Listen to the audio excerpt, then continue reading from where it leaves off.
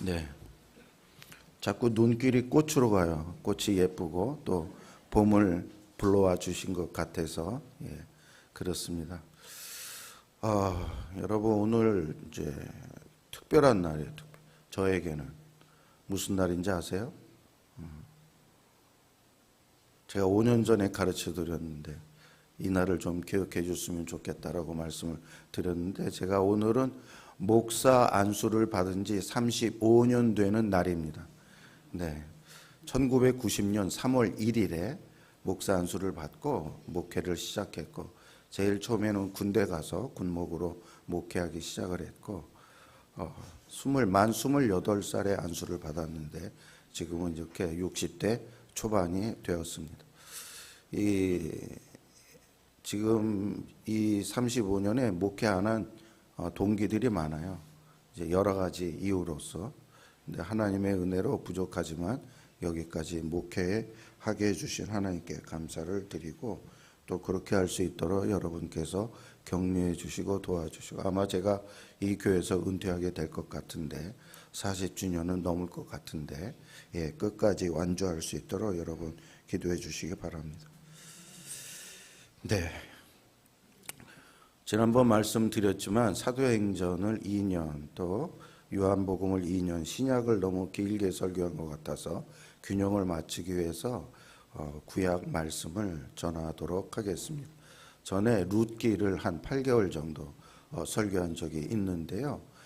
이제 다윗의 생애라는 제목으로 다윗의 이 스토리가 사무엘 상과 사무엘 하에 나와 있거든요. 그래서 사무엘 상과 사무엘 하의 말씀을 중심으로 다윗의 생애에 대해서 말씀을 드리도록 하겠습니다. 그런데 이번에는 앞으로는 한 절 한 절 다 하지 않고 이제 중요한 부분을 발췌해서 이렇게 말씀을 전하도록 하겠습니다. 사무엘 상하 합쳐서 56장 정도 되는데 이 사도행전처럼 설교했다가는 한 4년 5년 걸릴 것 같아서 중요한 그런 부분을 하도록 하겠습니다. 여러분 어떤 분은 이런 질문을 할지 모르겠어요. 왜 구약의 인물들을 설교를 하나? 그들과 우리가 무슨 상관이 있는가? 우리 훨씬 더 위대하고 훌륭한 우리의 조상 이순신이라든지 강감찬이라든지 이런 사람이 있는데 왜 이들을 공부하나? 그것은요. 성경은 하나님이 우리에게 이들은 말하면 쉽게 말하면은 하나님이 사용하신 이제 탤런트들인 거예요. 그들에게 목적이 있는 게 아니라 우리에게 메시지를 주기 위해서 그들을 배우로서 사용하신 것이죠. 그래서 왜 다윗을 공부해야 될까요? 첫째는 다윗은 우리 자신을 비추는 거울과 같기 때문입니다. 우리는 다윗의 실패를 보게 될 것입니다. 그것을 통해서 인간의 연약함 이거구나. 우리는 다시 또 승리하고 성공하는 것을 보게 될 것입니다. 우리는 그것을 통해서 어떻게 살아야 할지 이것을 적용하게 될 것입니다. 그런데 여러분 그것이 전부가 아닙니다. 우리는 다윗을 통해서 누구를 결정적으로 알 수 있냐면 예수 그리스도를 알 수 있습니다. 예수 그리스도를 배울 수 있습니다. 구약과 다윗의 역사는 본질적으로 예수 그리스도에 관한 이야기입니다.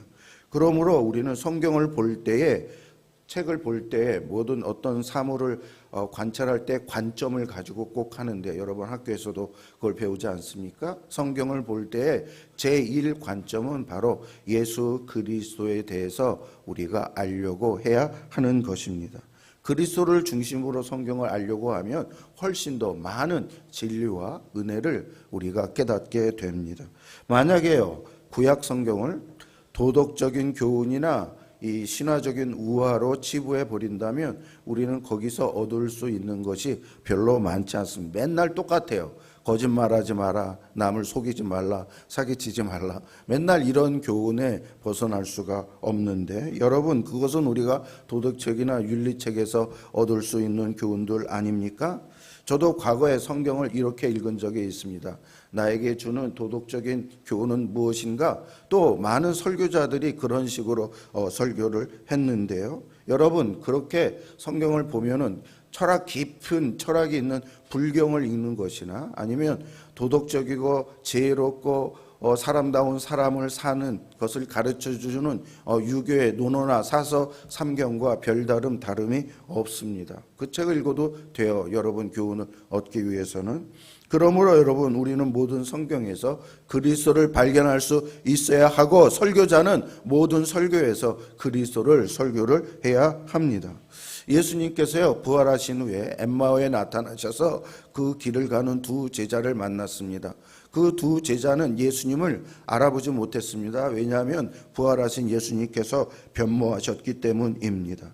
예수님은 그들에게 물었어요. 너희들이 지금 무슨 대화를 나누고 있지? 너희들은 왜 이렇게 슬퍼하느냐라고 했더니 두 제자는 대답하기를 우리의 선생님이신 예수님이 죽으셨습니다. 우리는 그분이 우리의 메시아인 줄 알았어요. 그분이 이스라엘을 구원해 주실 메시아인 줄 알았어요. 그런데 그분이요 고난을 받으시고 그리고 십자가에서 죽으시고 말았어요. 그래서 우리의 마음이 아픕니다. 여기까지만 알고 있는 것이고 설마 부활을 하실까? 이것에 대해서 예수님이 말했지만 그것을 염두에 두지 않았던 것이었습니다. 그래서 예수님은 성경을 다시 그들에게 풀어서 말씀하기 시작했습니다. 모세오경부터 시작해서 선지자애들 모든 글에서 바로 예수 그리스도를 말한다라는 것을 오랜 시간을 걸쳐서 그에게 말씀해 주었습니다. 여기서 중요한 점이 있습니다. 여러분 이 제자들이 성경을 알았습니까? 몰랐습니까? 알았어요. 그런데 그 성경의 미닝, 그 성경의 본질의 뜻 그걸 모르고 있었던 거예요. 그렇기 때문에 예수님께서 가르쳐 주신 거죠. 여러분 마찬가지로 우리도 성경을 아는 게 중요한 것보다 더 중요한 것은 뭐냐면 이게 무엇 때문에 쓰여 있는가, 여기서 말하고자 하는 것이 무엇인가, 예수님의 도움을 제자들이 받아서 아는 것처럼 여러분은 목회자의 설교자의 도움을 받아서 그런 것을 배울 필요가 있습니다. 그러므로 그들은 구약 성경을 알긴 알지만 그것의 핵심 메시지를 모르기 때문에 그리스도를 몰랐던 거예요. 구약 성경에 예수 그리스도의 고난과 십자가와 죽음과 부활 그것이 다 기록되어 있는데 그것을 제대로 이해하지 못했던 것입니다. 여러분 지난번 사도행전 우리가 공부하지 않았습니까? 바울이요 구약에 정통한 사람이었어요. 그러나 그 구약의 말씀의 핵심 그게 몰라갖고 예수님이 아무것도 아닌 줄 알고 죽이려고 했는데 나중에 눈이 떠져서 영적인 눈이 떠져서 구약의 모든 말씀이 하나님 예수 그리스도라는 것을 알아가지고 그는 예수를 하나님으로 믿고 오직 예수 가는 데만 그거를 설교했고 그리고 끝까지 그 복음을 전하다가 죽임을 당한 바로 그였습니다. 이게 유대교와 바울의 차이인 거예요. 구약 성경에서 예수를 알고 모르고의 차이가 이렇게 엄청난 것입니다. 그러므로 우리는 구약 성경을 통해서 또 구약은 다윗이라는 어떤 인물, 아브라함과 앞으로 한나나 모든 인물을 통해서 하나님께서 예수 그리스도에 대해서 메시지를 주는데 그들이 먼저 그림자 역할을 하는데 그것을 우리가 살펴보아야 합니다. 그래서 성경은 다른 책이 아니에요. 성경은 구원에 관한 책이고 구원을 우리에게 이루어지는 예수님에 관한 책이니까 그런 관점에서 우리가 설교를 듣고 제가 이 설교의 저의 어떤 철학은 바로 그것인데 앞으로 좀 더 이것을 진하게 드러내겠습니다. 예수 그리스도가 얼마나 복음이시며 그리고 우리에게 모든 것이 되시는지 앞으로 모든 설교에서 그것에 대해서 말씀을 드리도록 하겠습니다. 오늘 우리가 읽은 성경 본문은 사무엘 1장과 2장인데 한나의 기도에 관한 그러한 본문입니다. 이것을 통해서 우리 한나의 기도가 어땠고 왜 다윗의 생애인데 한나를 이야기하느냐. 왜냐하면 다윗의 생애는 한나로부터 시작을 하기 때문입니다. 한나의 기도와 그리고 기도 응답이 다윗과 깊은 연관이 있기 때문에 한나부터 시작을 해야 제대로 다윗의 생애의 시작을 할 수 있겠다 해서 한나부터 말씀을 전하려고 합니다. 네, 한나는 오랫동안 아이가 없어서 괴로워했습니다. 남편 엘가나는 아이가 없음에도 한나를 깊이 사랑했습니다. 그러나 한나는 그곳으로 자기의 이 마음 아픈 것이 치료와 위로가 되지 않았습니다. 이 엘가나 남편은 아내가 둘이 있었습니다. 당시의 문화는 일부 다처의 문화였는데요. 다른 아내의 이름은 분인나인데 이 여인은 한나와 대조적으로 아이를 많이 낳습니다. 그래서 사람들에게 칭송을 받고 자식들이 많으면 당시에는 힘이 있었거든요. 그런데 한나는 하나도 아기가 없어서 분인나가 기회만 되면 한나를 무시했습니다. 조롱했습니다.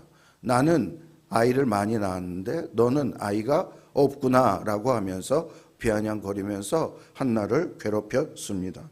이 일로 인하여 한나는 마음이 아팠고 슬펐습니다. 통곡까지 했다. 얼마나 슬펐으면 대선통곡을 했을까요? 왜 그녀는 이렇게 슬펐을까요? 좀 더 구체적으로 생각해 보면 두 가지 이유입니다. 한 가지 이유는 당시에 일부 다처자의 희생자가 그녀는 되었습니다. 성경에 보면요, 일부 다처 시기가 있는데 이 일부 다처제의 이 남자들이 평화로웠던 적이 없습니다.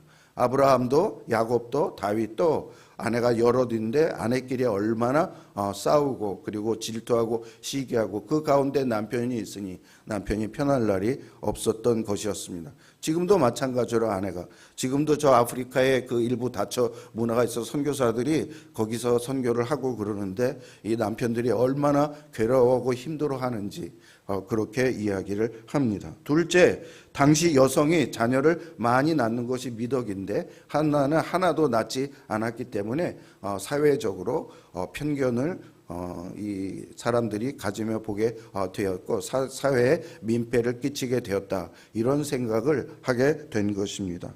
아이가 많으면요, 당시에 경제적으로도 유리했습니다. 왜? 일손이 많으니까. 또 사회적으로도 당시는 지금처럼 치안이 좋지 않았기 때문에 가족과 친지가 많아야 자기네들을 보호할 수 있는데 자식들이 많으니까 그럴 수 있고요. 또 한편으로는 나라에 군인들을 많이 보낼 수 있으니까 나라도 좋아하고 그 민족도 좋아하고 그런 어떤 분위기였습니다. 그런데 한나는 자녀를 하나도 낳지 못하니 이러한 어떤 자부심이나 이러한 마음을 가질 수 없고 오히려 사람들의 선입관, 자식도 하나도 없어. 당시에 자식이 없는 것은 불임이기 때문에 아니에요. 그런 과학적인 정보가 없었고요. 하나님의 벌을 받아서 자식이 없었다. 저 여자는 하나님의 벌 받은 여자예요, 여자. 이런 선입관으로 대해서 이런 것이 한나에게는 몹시 힘들었던 것이었습니다. 지금 한나는 두 가지 소리가 그에게 들려오고 있습니다. 하나는 분인나의 비난의 소리입니다. 너는 아이도 낳지 못하는 여자면서. 또 하나는 남편 엘가나의 위로의 소리입니다. 한나여, 내가 있지 않냐? 내가 10 아들보다 더 너를 귀하게 여겨줄게 하면서 그녀에게 위로의 말을 줍니다. 지금 분인나가 제시한 길은 어떤 길입니까? 자녀가 있어야 행복하다. 그게 진짜 삶이야. 이걸 제시한 거고, 엘가나가 제시한 길은 남편 사랑이면 충분해. 자식보다 중요한 것은 남편이야. 이런 것을 말을 한 것입니다. 여러분, 이런 시험과 이러한 상황은 비단 그때만 일어났을까요? 요즘도 그런 비슷한 시험을 당하지 않습니까? 너는 이 조건만 갖추면 행복해질 거야. 너는 좋은 대학만 들어가면 행복해질 거야 하면서 분인나의 어떤 그런 길을 제시하는 사람도 있습니다. 또 하나는 너는 내가 있지 않느냐 하면서 인간적으로 위로하고 너 부모 있으면 됐지. 아내여 남편이 있으면 됐지. 그것을 자족하면 살면 됐지. 이런 어떤 소리가 들려올 수 있습니다. 물론 둘 다 일시적으로 위안이 될 수 있습니다. 그러나 본질적으로 궁극적으로 위안이 될 수 없습니다. 왜냐하면 하나님은 우리 마음에 하나님 형상으로 만들었기 때문에 하나님이라는 것을 넣을 때에만 퍼즐이 딱 맞듯이 딱 맞아서 행복할 수 있기 때문입니다. 그러므로 이런 세상적인 조건에 얽매여 산다면 나중에 또 실망하게 되고 공허감에, 왜 이게 안 맞으니까 여기가 빠져 있으니까 공허함을 느끼게 될 것입니다. 이때 한나는 어떤 태도를 취했을까요? 분인나가 제시한 길을 갔을까요? 남편이 제시한 그 길을 가게 되었을까요? 그는 어떤 태도를 취했을까요? 먼저 그녀가 취한 태도를 알아보기 전에 그녀가 취하지 않는 행동에 대해서 알아보도록 하겠습니다. 한나는 먼저요, 남편 엘가나가 제안한 남편 사랑에 만족하라라는 길을 택하지 않았습니다. 둘째는 분인나가 말한 것을 택하지 않았습니다. 한나는 분인나가 대표하는 세상의 목소리, 즉 아이를 많이 낳아야 진짜 여성이야라는 목소리에도 휩쓸리지 않았습니다. 그러면서 한나는 나는 안 돼, 나는 절대 가능성이 없는 여자야, 이렇게 자기 자신을 괴롭히고 포기하고 그러지 않았습니다. 한나는 그러면 어떻게 했을까요? 9절에 보면 이렇게 나와 있습니다. 일어나니, 다 같이 일어나니. 네, 한나가 일어났습니다. 일어났다는 것은 앉은 자리에서 일어났다라는 문자적인 뜻이 아니라 히브리어에서의 그 뜻은 절망과 포기 속에서 일어나서 굳게 결심하고 행동으로 옮겼다, 이런 뜻이 되는 것입니다. 한나는 이전까지의 그런 여러 가지 어려운 상황, 나쁜 상황, 그것에 개의치 않고 이제 일어나서 새 출발해야 되겠다, 이러한 마음을 그녀가 가졌다라는 말씀입니다. 여러분, 그녀는 일어나서 뭐 했습니까? 어떤 행동을 했습니까? 구체적으로 네, 기도를 했습니다. 통곡하고 울고만 있는 한나가, 많은 사람들이 괴롭고 힘들고 어려우면 통곡해요, 울어요? 그냥 하소연해요? 거기서 끝나는데 거기서 끝나면 안 된다라는 거죠. 한나처럼 하나님 앞에 나아가 엎드려 기도합니다. 그게 1장 11절에 나온 말씀인데요. 1장 11절 말씀을 같이 읽어보도록 하겠습니다. 같이요, 시작. 만군의 여호와여, 만일 주의 여종을 돌보사 아들을 주시면 그를 평생 주께 드리고, 네, 아들을 주시면 내가 평생에 그를 주님을 위해서 봉사하는 자로 헌신하겠습니다 라고 말했습니다. 여러분, 저 기도 언뜻 보면 딜 기도 같아요. 흥정하는 기도를 같아요. 조건부적인 기도 같아요. 그러나 그런 의미에서 기도한 것이 아니라 하나님, 내게 있는 가장 중요한 것을 하나님께 바치겠나이다, 이런 헌신하는 그런 기도를 드리고 있는 것입니다. 만약에 이것이 딜의 기도라면, 흥정의 기도라면 한나가 기도를 끝나고 난 다음에 그의 얼굴이 계속 수심이 차 있을 거예요. 왜? 응답 안 해주면 계속 똑같으니까. 그런데요, 놀랍게도 1장 18절에 보면 뭐라고 나와 있냐면, 다 같이 시작. 얼굴에 다시 근심빛이 없더라. 예, 아직 얘기 안 났어요. 아직 잉태 소식도 없어요. 그런데 기도하고 하나님께 맡기고 그는 그때부터 얼굴에 근심빛을 다시는 갖지 않는 그러한 사람이 되었던 것입니다. 여러분, 저건 무엇을 의미하냐면 자기의 모든 것을 하나님의 뜻에 맡겼다라. 주신 자도 여호와시요 거두신 자도 여호와시요. 그리하시 아니하실지라도 다윗의 새 친구의 기도처럼 하나님의 모든 것을 결정하시고 그 모든 주권을 나는 그대로 받아들이겠습니다, 이렇게 말씀하는 것입니다.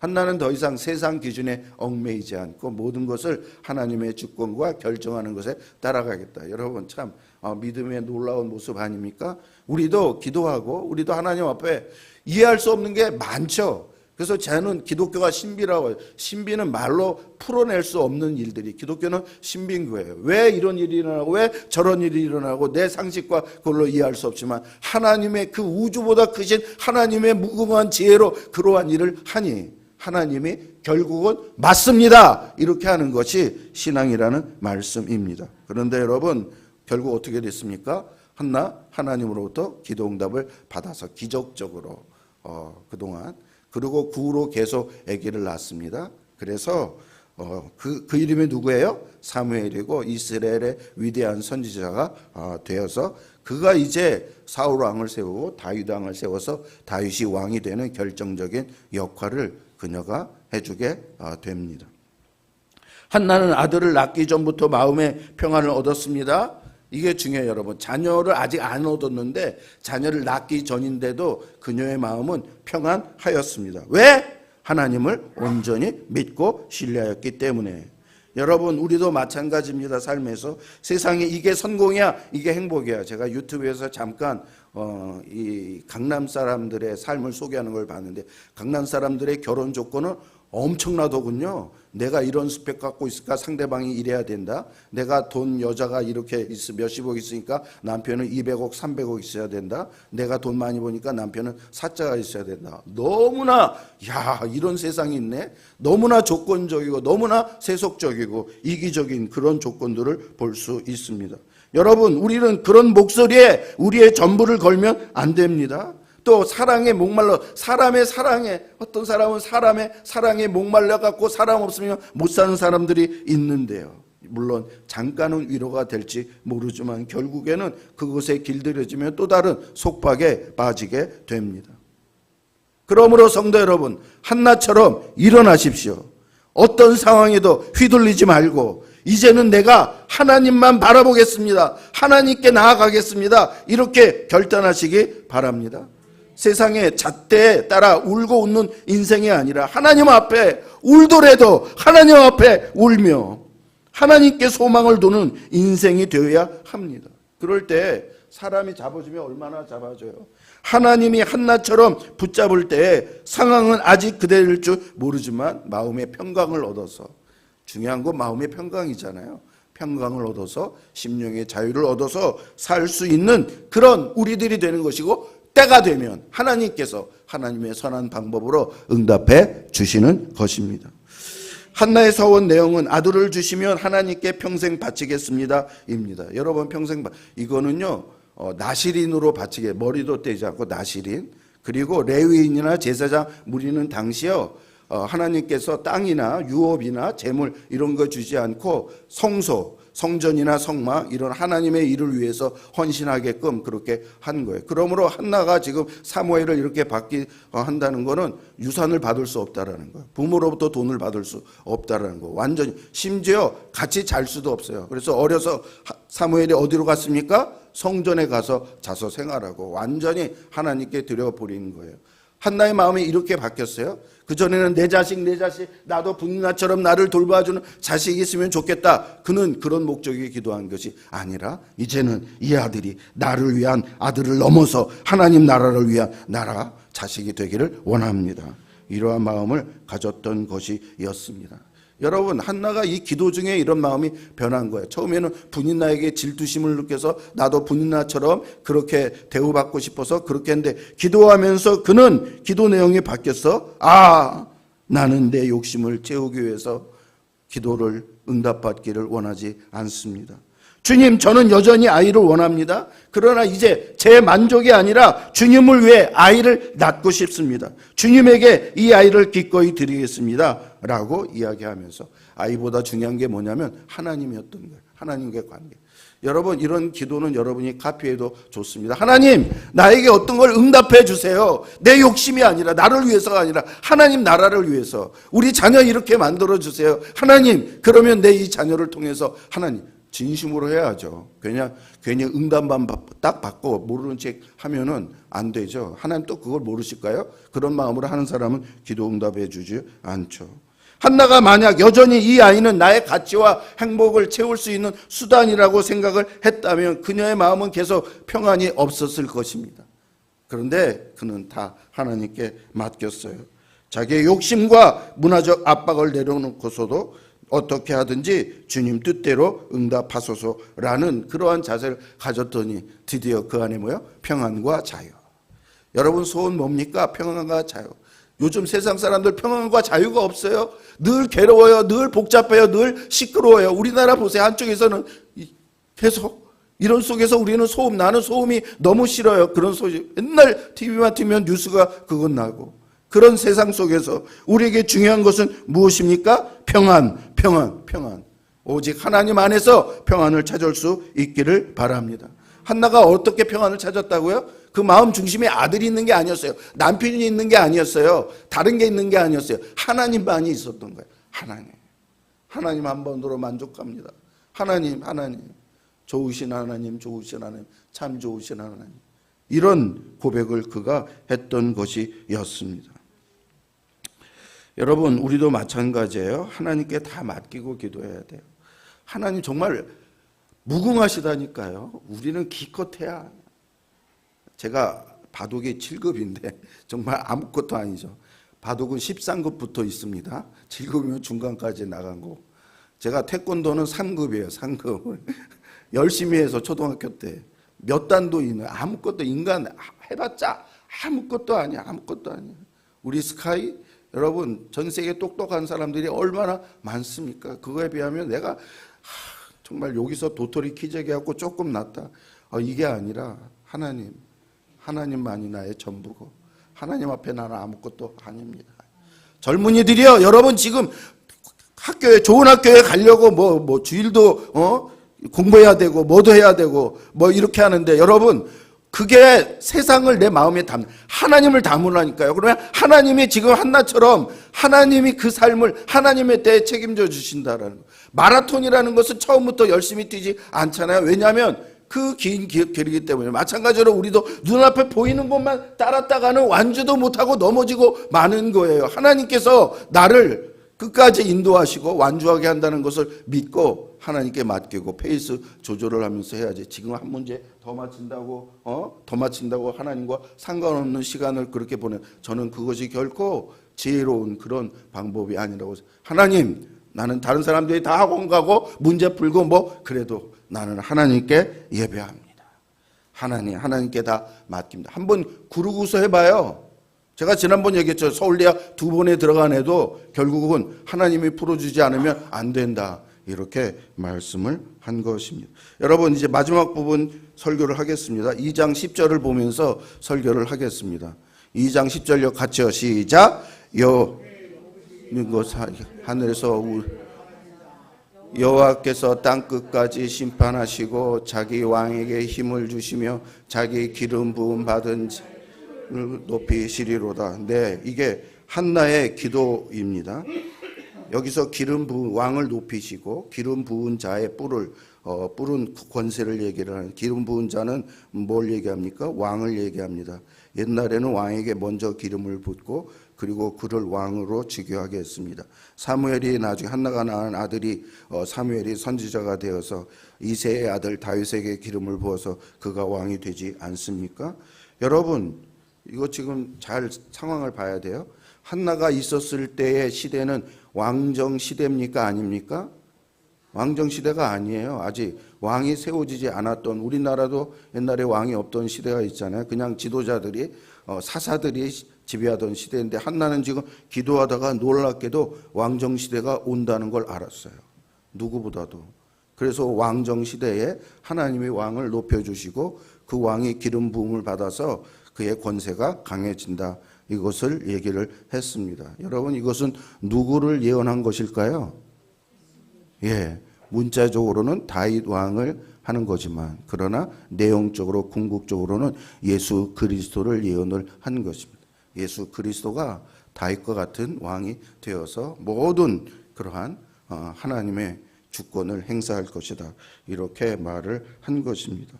참된 메시아 다윗보다 더 다윗인 예수님을 바라보면서 노래를 했습니다. 근데 여러분 놀랍게도 세월이 흘러 한나처럼 기적적으로 아이를 잉태한 사람이 있었습니다. 누굽니까? 마리아입니다. 마리아가 아이를 기적적으로 잉태하고 성령의 감동으로 노래를 불렀는데 누구의 노래와 똑같습니까? 한나의 노래와 똑같은 노래를 했던 것입니다. 즉 한나의 기도가 마리아 예수님의 어머니에게 연결이 돼가지고 예수님에게 응답이 된다라는 그러한 이야기를 하는 것입니다. 그러므로 여러분 한나랑 예수님과 상관이 없는 게 아닌 거죠. 한나는 예수님의 어머니 마리아를 예표해서 그렇게 보여준 것입니다. 그런데 얘기하면서 주께서 높여주시고 하나님께서 주를 높여주시고 주께서는 권세 있는 자를 낮추시고 겸손한 자를 높여주신다.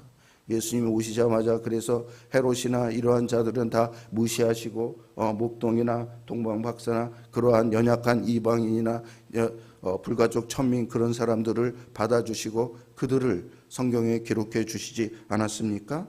이렇기 때문에 한나와 마리아는 굉장히 유사하고요. 한나가 메시아를 바라봤어요. 기름 부은 자 메시아. 그것이 바로 예수 그리스도 안에서 진정한 왕으로서 구원자로서 성취가 된 것을 보여줬습니다. 근데 여러분, 예수님께서 이 땅에 오셨을 때 힘과 권세 있는 모습으로 오신 것이 아니라 약하고 가난한 자의 모습으로 왔습니다. 갈릴리는 변방, 지금 우리나라로 말하면 남한에서는 파주고 북한에서는 저 압록강이나 저 개마고원 그런 쪽에 출신, 그런 쪽의 사람들이 얼마나 이렇게 문화가 좋고 가문이 좋고 공부를 제대로 했겠습니까? 그래서 예수님께서는 이렇게 이야기를 했습니다. 같이요, 시작. 여우도 공중에 새도 집이 있으되 인자는 머리 둘 곳이. 여러분, 왕이요, 여우도 굴이 있잖아요. 새도 자기 집이 있잖아요. 그런데 왕이 집도 없어요. 그래서 예수님의 별명이 뭔지 아십니까? 집이 없는 선지자라고 얘기를 했어요. 떠돌이 선지자, 떠돌이 선지자. 그 정도로 예수님은 가난하고 정말 힘이 없는 그러한 자로 보여주셨던 것이, 그러다가 결국은 사람들에게 이리 치이고 저리 치이고 수치스러운 십자가에 달라서 돌아가셨습니다. 여러분, 예수님께서 왜 이렇게 운명하셨을까요? 사셨을까요? 만약에 예수님께서 강한 모습으로 오셔서 너희도 나처럼 강해야 산다 라고 말씀하신다면 당시에 구원받을 수 있는 사람은 전부 다 힘 있는 사람이에요. 권세 있는 사람이에요. 강한 사람이에요. 그러나 예수님은 약한 사람으로 오셔서 우리의 죄를 대신해서 십자가에 죽으심으로 말미암아 우리 어떤 사람도, 어떤 약자도, 어떤 죄인도 예수님 때문에 구원받을 수 있게 된 것입니다. 그러므로 그리스도 안에서는 내가 얼마나 인정을 받는가, 내가 어떤 업적을 이루었는가, 내가 얼만큼 사랑해 받는가, 그거에 달리지 않았어요.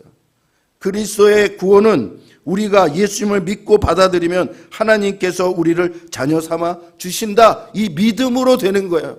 왜냐하면 예수 그리스도가 다 이루어 주셨기 때문에, 모든 연약함과 모든 죄됨을 다 담당하셨기 때문에 내가 직접 하나님이 요구한 의를 얻을 수 없지만 나의 에이전트, 나를 대신해서 해주시는 그분을 통해서 일을 하면 바로 우리가 그러한 약속을, 하나님의 약속을 받게 된다라는 것입니다. 하나님은 나는 너의 남편이 되고 너의 재물이 되고 너의 의가 되고 너의 상급이 되어주신다, 이렇게 말씀해요. 여러분 믿으세요. 여러분 믿으세요. 젊은이 여러분 믿으세요. 여러분의 연약함은 그분의 완전하심 안에서 극복이 됐어요. 연약하잖아요. 근데 여러분의 수치스러운 그 모습은 그분의 은혜 속에서 사라져 버렸어요. 수치스럽잖아요, 나 이게. 근데 그분의 은혜 안에서 다 감춰졌어요. 사라지게 되었어요. 한나가 고백했던 메시아가, 마리아가 메시아의 어머니로서 찬양했던 예수님이 바로 우리의 구원자인 줄로 믿습니다. 한나가 아이를 통해 나의 가치가 완성되는 것이 아니라 하나님께 내 모든 것을 드린다라고 결단했던 것처럼 우리도 세상의 문화나 잣대로부터 벗어나려면 예수님을 알아야 되고 예수님을 붙잡아야 됩니다. 세상이 주는 압박과 조롱이 사라지지 않아도 그 모든 것을 넘어서는 평안과 자유가 예수님께 있습니다. 예수님이 우리의 진정한 왕이시고 참된 남편이시며 완전한 대속물이 되시기 때문입니다. 그러므로 성도 여러분, 오늘 한나처럼 일어나십시오. 그리고 하나님 앞에 나아가십시오. 그리고 하나님께 다 맡기십시오. 하나님이 모든 것을 이루신다라는 것. 이렇게 일으켜도 아멘, 저렇게 일으켜도 아멘. 여러분, 중요한 건 인생 조금 잘 살다가 그것보다 전체적으로 하나님께 동행하고 하나님께 인정받고 하나님을 위한 삶, 그런 삶. 제가 오늘 이제 노예에 가는데, 노예 40대 중반 목사님이요, 갑자기 아내가 암이 걸렸고, 그리고 아들이 또 피부암에 걸려가지고 엎친 데 덮치게 됐어요. 그 목사님이 나한테 자랑을 해요. 목사님, 우리 아들이요, 대학에 가지 않고요, 고등학교를 졸업하고 직장 생활을 했어요. 근데 열심히 해서 지금 주임이 됐고요, 거기서 번 돈으로 나 갤러포 차를 사줬어요. 나 이 아들 너무 고마워요, 너무 사랑스러워요 하면서 자랑하더라고요. 고등학교만 나온 그 아들을 자랑하고 너무 사랑스럽고. 근데 그 아들이 덜컥 암에 걸렸대요. 그 3개암에 걸렸대요. 그리고 아내도 난소암인가.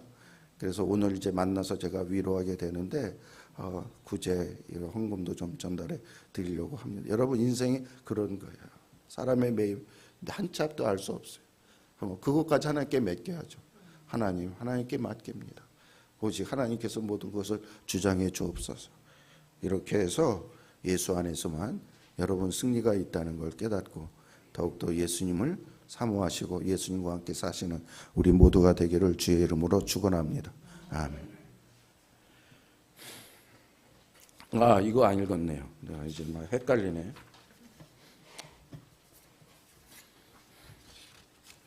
교훈과 적용 시작. 하나님께 솔직히